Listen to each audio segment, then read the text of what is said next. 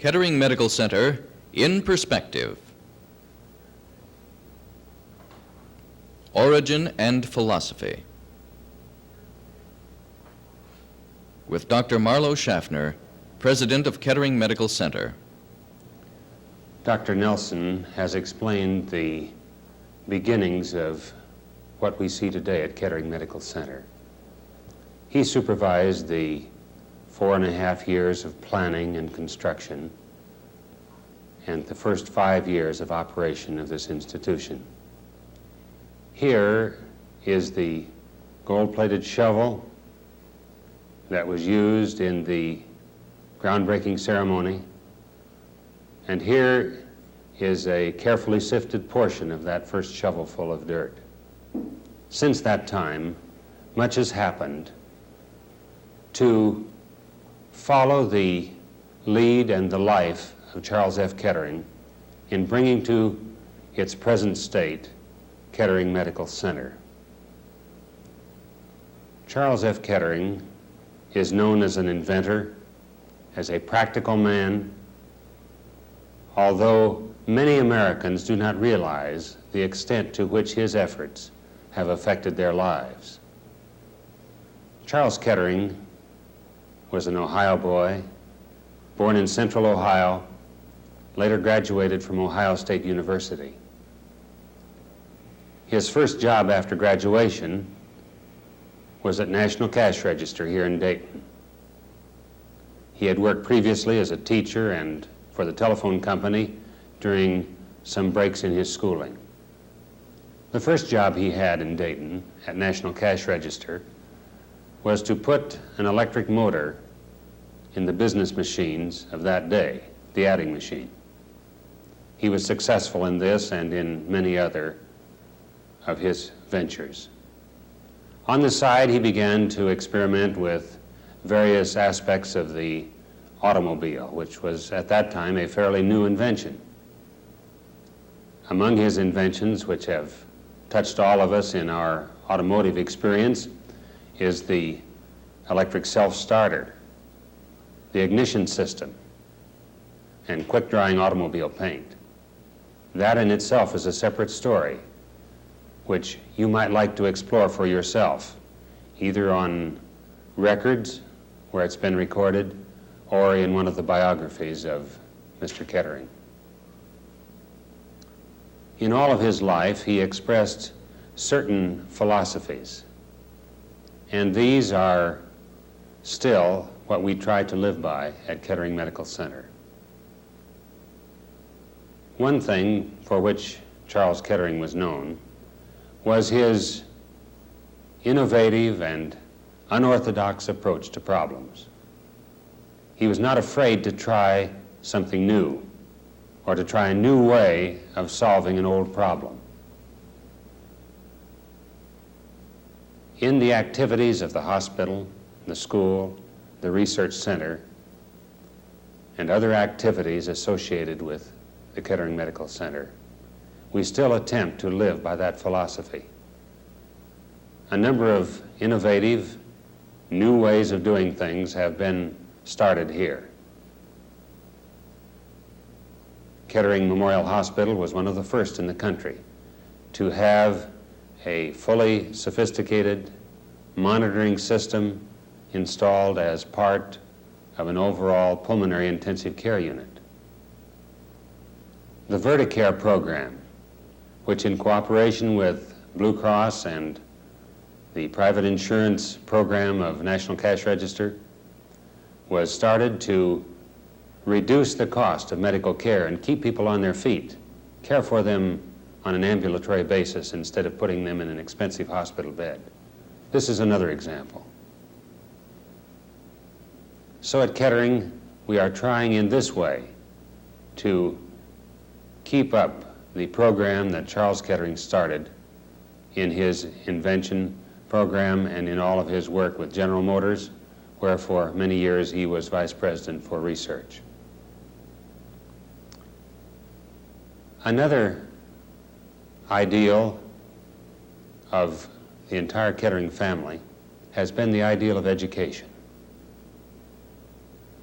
We believe that education contributes not only to training of new health professionals, but also to the quality of care given by those who are actively engaged from day to day in caring for sick people.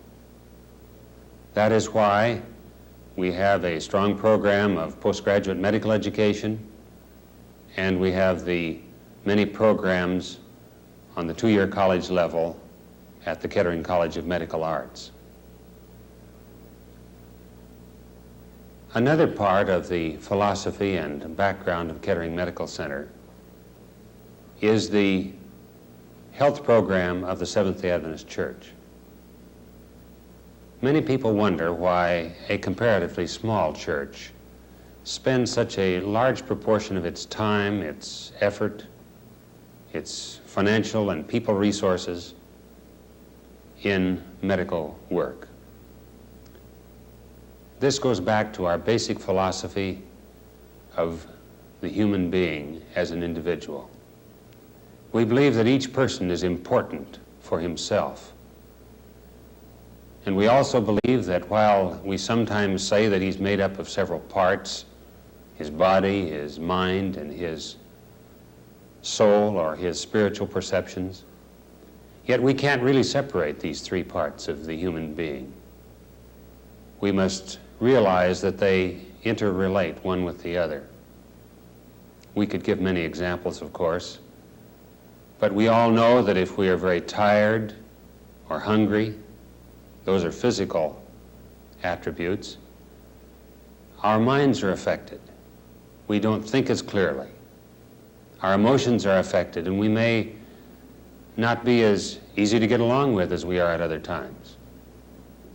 And so it is that the mind and the body and the soul or spiritual perceptions are related one to the other.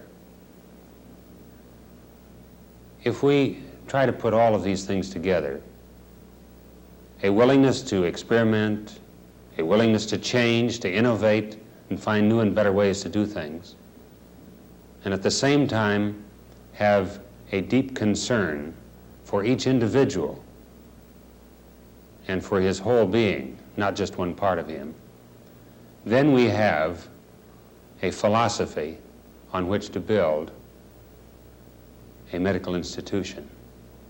Kettering Medical Center and each of its employees is committed to this philosophy. This medical center is part of a worldwide chain of medical institutions operated by the Seventh-day Adventist Church. It has its own board of trustees and is a separate nonprofit corporation chartered under the laws of the state of Ohio. Its board is largely drawn from within the state, 14 of the 17 members being residents of Ohio.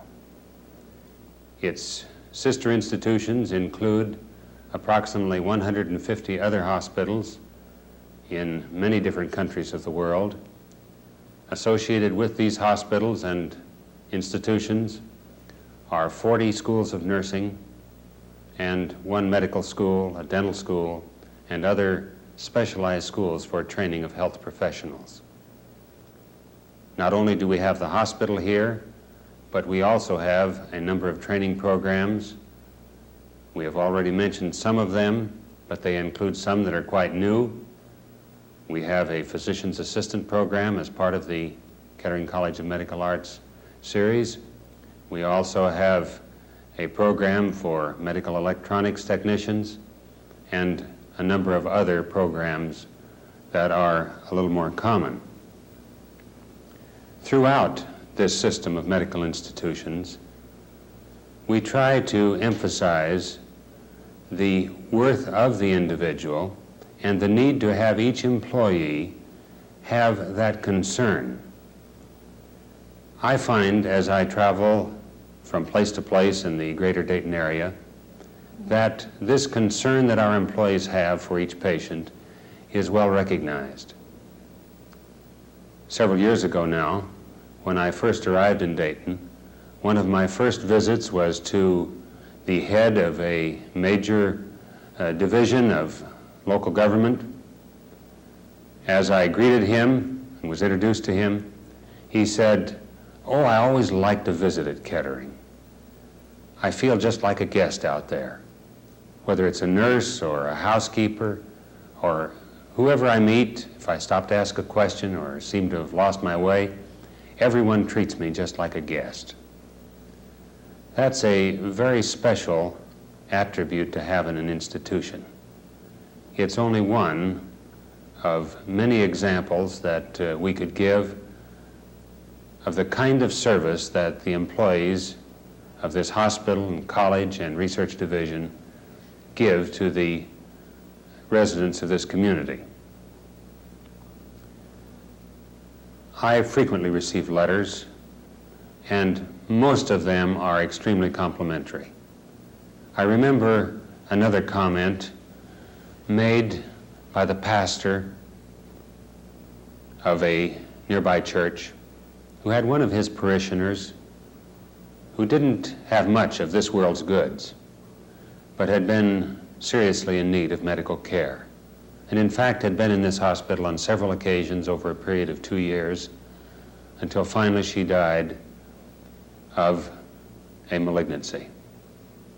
Following her death, he wrote a letter which I will long treasure.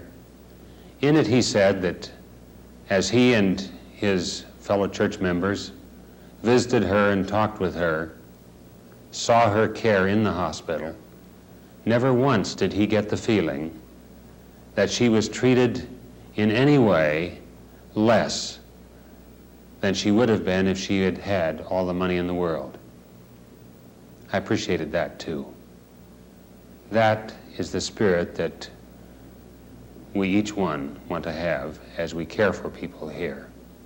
So often we don't realize that the person that comes to the emergency room, or perhaps comes just as a visitor or a family member to visit someone in the hospital, how upset, how frightened they are. And unless we try to step outside the situation and look at it from their point of view, it's difficult for us to react as we should. There may be occasions under this situation of stress when some patient or family member or friend will act in a way that we don't think is quite what it should be. But if we can realize the strain they're under, then we can react in a way that will truly show our Christian concern for them as individuals, in spite of the situation in which they find themselves. Another letter that came to me not long ago was from a gentleman whose mother had been cared for in one of the specialty units. He ended his letter by saying that he was so pleased to have had his mother cared for in this institution where he saw an island of Christian concern in a whole sea of human indifference. We intend to give, we keep working to give superior medical care. We must not at any time compromise the quality of the care we give. But we must add to it the extra dimension of Christian concern for the individual. That can make the difference between success and failure in our medical treatment, as well as give the individual hope and courage for the future. Here at Kettering Medical Center, we have had the opportunity to join together with this kind of a philosophy, with this kind of a background. And as we work together, each one dedicated to high-quality care in this context of Christian concern, then we can truly fulfill the philosophy of the man for whom the institution is named and the church system of medical institutions that is charged with operating this facility for the needs of the community.